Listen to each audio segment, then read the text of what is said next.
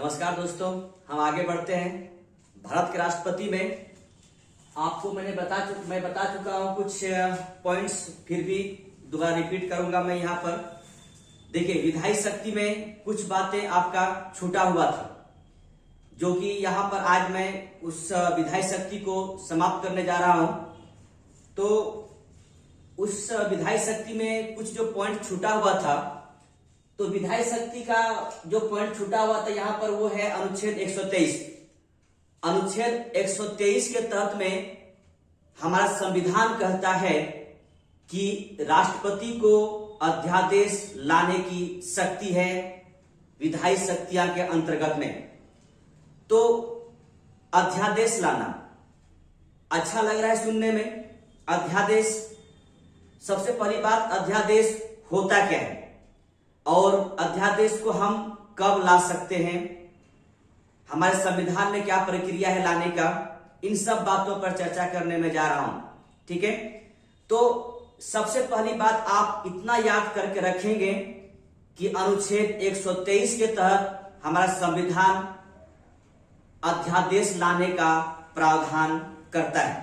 ठीक है, अध्यादेश यानी एक ऐसा आदेश, उस समय राष्ट्रपति आदेश जारी करते हैं जब हमारा संविधान के तहत जो जिस संसद का निर्माण किया गया है वो संसद उस समय नहीं चल रहा हो, यानी सत्र में नहीं है।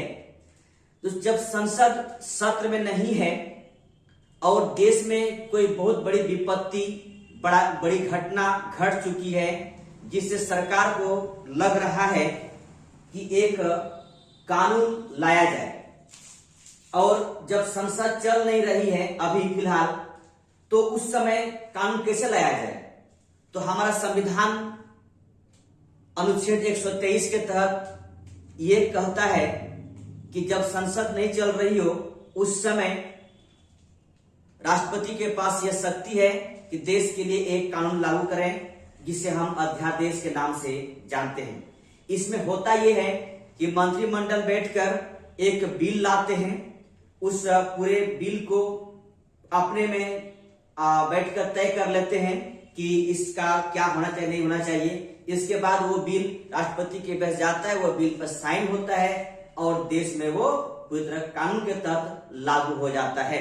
इसी को हम अध्यादेश कहते हैं। ठीक है, तो ऑर्डिनेंस लाने का जो प्रावधान हमारे संविधान ने दे रखा है वो है क्या कि जब संसद नहीं चल रही हो, सत्र नहीं चल रही हो, उस वक्त देश में घटना घट जाए तो उस समय हम अध्यादेश ला सकते हैं। राष्ट्रपति के विधायी शक्ति के अंतर्गत में ये भी एक शक्ति है। ठीक है, देखिए, इसको लाने के बाद ध्यान रखिएगा, अध्यादेश लाने के बाद जिस दिन बिल पास हो गया, राष्ट्रपति का साइन हो गया, उसके बाद ये 6 मंथ तक जारी रहता है। 6 मंथ तक, 6 माह तक ये रहता है। ठीक है, 6 माह के अंदर, 6 माह के अंदर इसे लोकसभा और राज्यसभा दोनों में पास हो जाना चाहिए। यानी कहने का मतलब यह हुआ कि 6 माह के अंदर जो ही संसद का सत्र चालू होगा उस सत्र में ये बिल पास हो जाना चाहिए, अलग अलग सेपरेट होके लोकसभा में और राज्यसभा में। ठीक है, तो अगर ये 6 माह के अंतर्गत में संसद में पास हो जाएगी तो ये कानून हमेशा के लिए बना रहेगा। ठीक है, और नहीं तो ये कानून 6 माह के बाद समाप्त हो जाएगी। ध्यान रखिएगा। लेकिन एक बात और ध्यान रखिएगा कि जब लोकसभा और राज्यसभा का सत्र जब चालू होगी, उसके 6 सप्ताह के अंतर्गत ये बिल, या 6 सप्ताह के अंदर ये बिल पास हो जाना चाहिए। ठीक है, 6 सप्ताह के अंदर ये बिल पास हो जाना चाहिए। जिस दिन से लोकसभा और राज्यसभा ये बैठक शुरू हुई, उस दिन से 6 सप्ताह के अंदर ये बिल पास हो जाना चाहिए। ध्यान रखिएगा ये बात को लेकर, ठीक है। आपको मैं एक बात बोल रहा हूं कि 6 महीना तक लागू रहे। अगर 6 महीना में ये पास हो गया लोकसभा राज्यसभा में तो ये हमेशा बना रहेगा, ठीक है। और एक बात दोबारा मैं ये बात बोल रहा हूं कि अगर जिस दिन से लोकसभा राज्यसभा की सत्र चालू हुई यानी संसद चालू हुई उस दिन से 6 सप्ताह के अंदर ये बिल ये अध्यादेश पास हो जाना चाहिए। अगर 6 सप्ताह के अंदर ये बिल पास नहीं हुआ या अध्यादेश पास नहीं हुआ तो उसी दिन अध्यादेश समाप्त हो जाएगी। बीपीएससी क्वेश्चन था 64वीं या 63वीं का, देख लीजिएगा आप लोग। उसमें यही क्वेश्चन था कि अध्यादेश को जब हम लोकसभा और राज्यसभा में लाते हैं तो कितने दिन तक ये जारी रहता है या कितने दिन के अंतर्गत में इसे पास कर देना चाहिए, कितने दिन के अंदर में पास हो जाना चाहिए। तो मात्र 6 सप्ताह के अंदर में ये बिल पास हो जाना चाहिए, ठीक है। ध्यान रखिएगा इस बात को लेकर, ठीक है। हम आगे बढ़ते हैं। आगे है आपका वित्त आयोग, सीएजी, भाषा आयोग, एससी एसटी ओबीसी आयोग, चुनाव आयोग। इन सारे आयोग की जो कार्यवाही रिपोर्ट होती है या प्रतिवेदन होता है उसे राष्ट्रपति द्वारा संसद के पटल पर रखवाते हैं, ठीक है। ध्यान रखिएगा। वित्त आयोग, इसके बाद आपके पास है सीएजी यानी कैग नियंत्रण महालेखा परीक्षक, भाषा आयोग, एससी एसटी ओबीसी आयोग, चुनाव आयोग। इन सब की कार्रवाइयां रिपोर्ट या फिर प्रतिवेदन जो भी हो ये राष्ट्रपति संसद के पटल पर रखवाते हैं। तो ये था आपका विधायी शक्तियां, ठीक है। विधायी शक्तियां था ये। ध्यान रखिएगा सबसे ज्यादा इंपोर्टेंस आपके पास अध्यादेश है जो कि 123 के अंतर्गत है, ठीक। दोस्तों याद रखेंगे आप लोग कि इस चैनल को थोड़ा सा आप प्रमोट करेंगे, सब्सक्राइब करेंगे, लाइक करेंगे, शेयर करेंगे ताकि हमें भी उत्सुकता बना रहे। आपको नए नए वीडियो आपके पास पहुंचता रहेगा और इसी चैनल के द्वारा, इसी प्लेटफॉर्म के द्वारा आपको मैं कोशिश करूंगा कि आपकी जो भी क्वेरी है, जो भी पढ़ाई संबंधी जो भी हो सकता है, जहां तक हो सकता है मैं आपको अपलोड करता रहूं, ठीक है। तो आप लोग प्लीज सब्सक्राइब, शेयर और लाइक तो बनता है तो कम से कम एक लाइक तो कीजिएगा, अपने दोस्तों के साथ शेयर करेंगे और सब्सक्राइब करेंगे। Thank you. आगे बढ़ते हैं राष्ट्रपति की शक्तियां में। आगे हम बढ़ते हैं, एक है न्यायिक शक्ति, ठीक है। विधायी शक्ति बाद हम न्यायिक शक्ति की तरफ बढ़ते हैं। न्यायिक शक्ति यानी जुडिशियल पावर। जुडिशियल पावर में बहुतों ने बचपन से हर किसी ने सुना होगा, अक्सर जो पढ़ने वाले विद्यार्थी हैं और जो ना पढ़ने वाले विद्यार्थी हैं, चाहे वो गांव का हो, चाहे वो शहर का हो, या फिर बुजुर्ग हो या फिर जवान हो या फिर बच्चे हो, सबने सुने होंगे राष्ट्रपति फांसी को माफ कर देते हैं। सही बात है, फांसी को माफ कर देते हैं।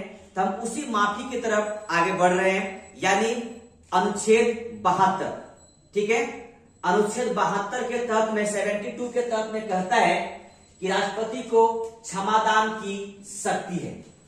क्षमादान की शक्ति है यानी किसी को माफ कर देना। माफ किसको करें? फांसी की सजा जिसे प्राप्त हो चुकी है, ठीक है।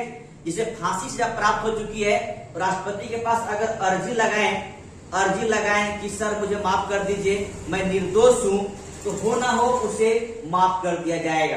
राष्ट्रपति उस माफीनामा पर पूरे रिपोर्ट देखने के बाद वो उसको माफ कर देने की क्षमता शक्ति है, वो माफ कर सकते राष्ट्रपति। अगर राष्ट्रपति को लगे कि मुझे माफ कर देना चाहिए, निर्दोष व्यक्ति है, इसे फांसी नहीं होना चाहिए, तो उसे माफ कर दिया जाता है। लेकिन ध्यान रखिएगा राष्ट्रपति अकेले इसमें शामिल नहीं है, मंत्रिमंडल भी शामिल है माफीनामा में। लेकिन होता यूं है, राष्ट्रपति के नाम पर होता है, इसलिए इसे कहा जाता है राष्ट्रपति ने उसे माफ कर दिया गया, ठीक है।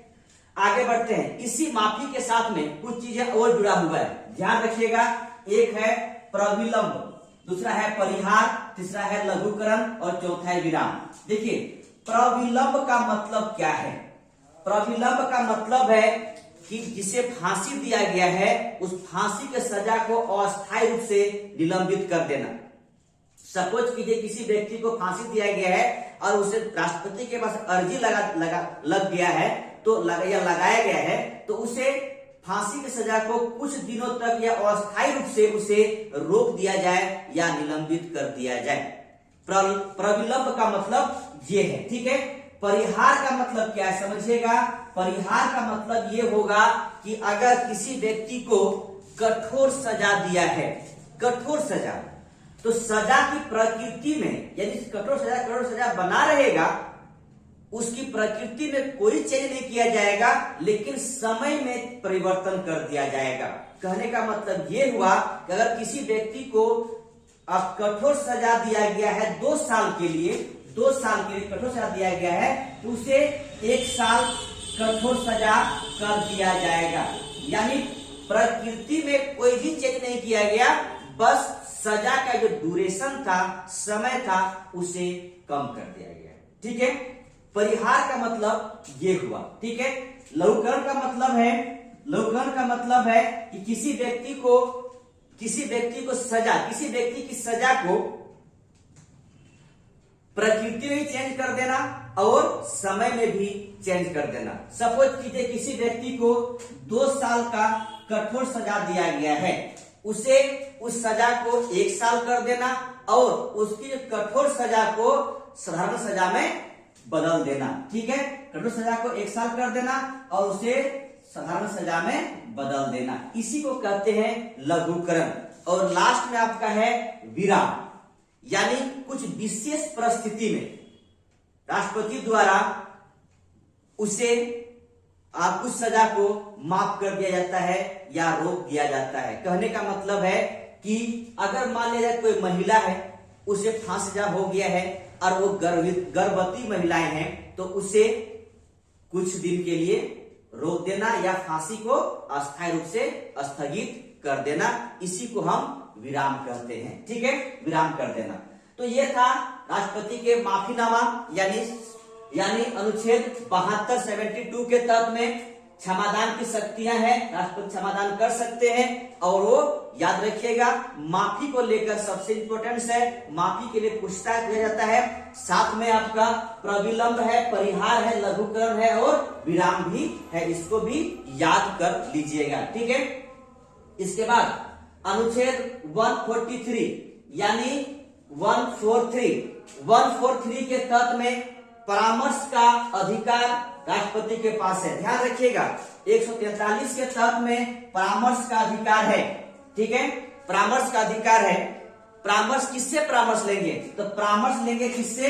तो लेंगे सुप्रीम कोर्ट से। ध्यान रखिएगा, सुप्रीम कोर्ट से किस तरह का परामर्श? अगर सार्वजनिक महत्व की कोई बात हो, उस पर परामर्श राष्ट्रपति ले सकते हैं। किससे? सुप्रीम कोर्ट से।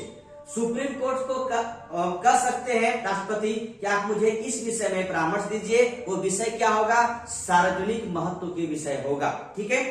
परामर्श मांग सकते हैं। परामर्श अगर सुप्रीम कोर्ट देते हैं राष्ट्रपति को, तो वो परामर्श मानने के लिए राष्ट्रपति जी बाध्य नहीं है। यानी कहने का मतलब ये हुआ कि सुप्रीम कोर्ट अगर परामर्श देते हैं तो राष्ट्रपति मानने के लिए बाध्य नहीं है, मान भी सकते हैं, नहीं भी मान सकते हैं, दोनों कंडीशन अप्लाई होता है, ठीक है।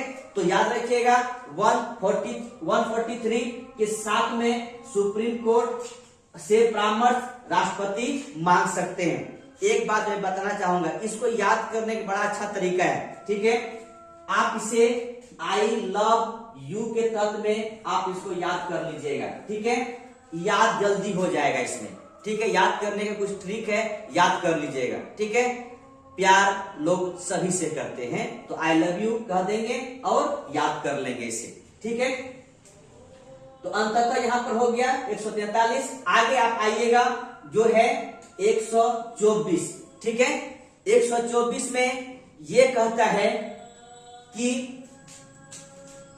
राष्ट्रपति सुप्रीम कोर्ट के न्यायाधीश की नियुक्ति कर सकते हैं, ठीक है। सुप्रीम कोर्ट के अनुच्छेद 124 के तहत सुप्रीम कोर्ट के न्यायाधीश की नियुक्ति करने का शक्ति राष्ट्रपति के पास है। ठीक है, ध्यान रखिएगा। अनुच्छेद 124 और अनुच्छेद 217 के तहत में हाईकोर्ट के न्यायाधीश की नियुक्ति करने का शक्ति राष्ट्रपति के पास मौजूद है। तो ध्यान रखेंगे, न्यायिक शक्ति में इतना सी बात है। न्यायिक शक्ति में आप 2-4 मात्र आपके पास अनुच्छेद है। 72 अनुच्छेद क्षमादान, 143 परामर्श का अधिकार सुप्रीम कोर्ट के साथ में। इसके बाद आपके पास 124 है जो सुप्रीम कोर्ट के न्यायाधीश की नियुक्ति की बात करता है, और अनुच्छेद 217 है जो हाईकोर्ट के न्यायाधीश की नियुक्ति का बात करता है। ये था आपका राष्ट्रपति के न्यायिक अधिकार या न्यायिक शक्ति। ठीक है, ठीक है दोस्तों, शेयर करेंगे, अधिक से अधिक शेयर करेंगे और सब्सक्राइब भी करेंगे और एक लाइक कीजिएगा। फाइनेंशियल पावर में क्या होता यह है कि सबसे पहला एक चीज यहां पर लिखा हुआ है, एक अनुच्छेद लिखा हुआ है, वो अनुच्छेद का अनुच्छेद है 112 यानी 112 के तहत में बजट का प्रावधान किया गया है। पहली बात यह समझिएगा कि बजट होता क्या है।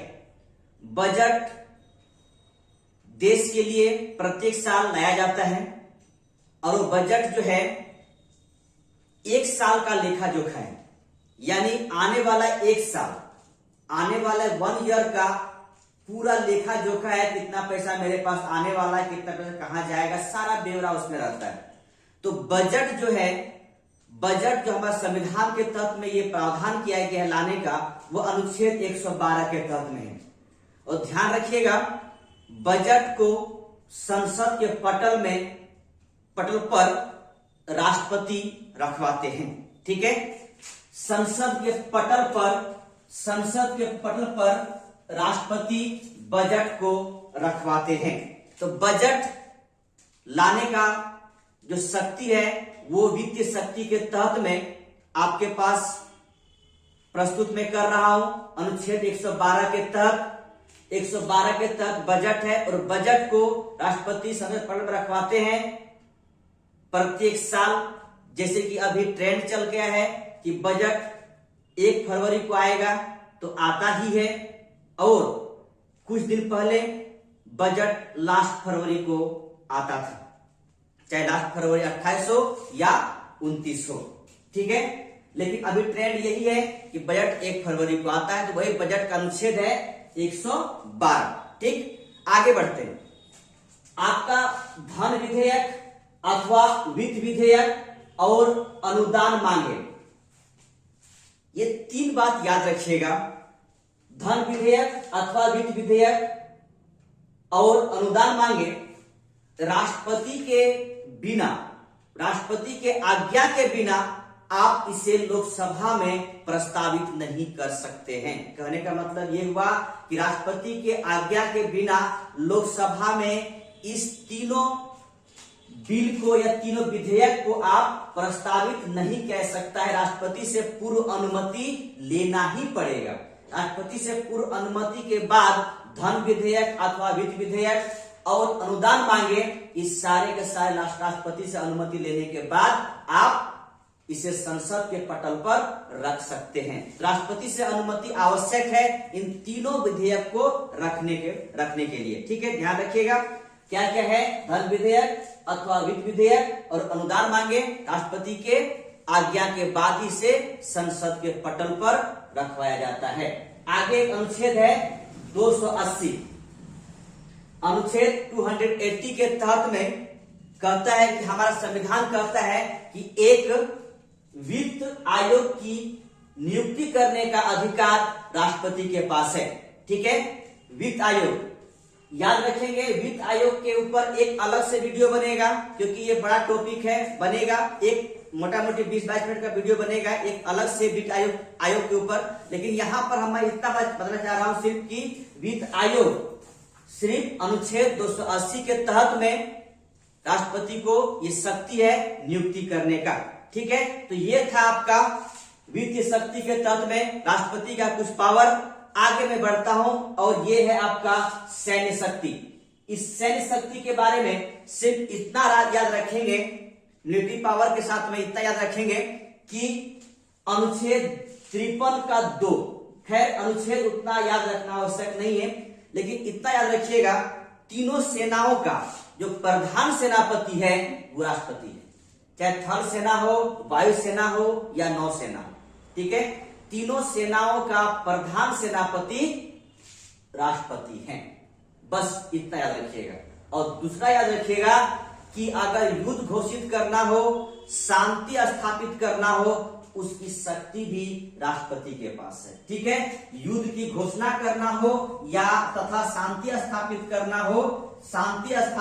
हो, ठीक है, ये शांति स्थापित करना हो तो अगर ये दोनों की शक्ति राष्ट्रपति के पास है। ठीक है, शांति स्थापित करना हो तो शांति या युद्ध दोनों की शक्तियां राष्ट्रपति के पास है। यानी कि जैसे युद्ध करना हो राष्ट्रपति घोषणा करेंगे, शांति स्थापित करना हो राष्ट्रपति घोषणा करेंगे। ठीक है, तो याद रखिएगा सैन्य शक्ति में उतना अधिक नहीं है, बस इतना याद रखिएगा, तीनों सेनाओं का प्रधान सेनापति राष्ट्रपति होते हैं और युद्ध और शांति दोनों को स्थापित करने में राष्ट्रपति का ही भूमिका होता है, उसी के पास शक्तियां स्थापित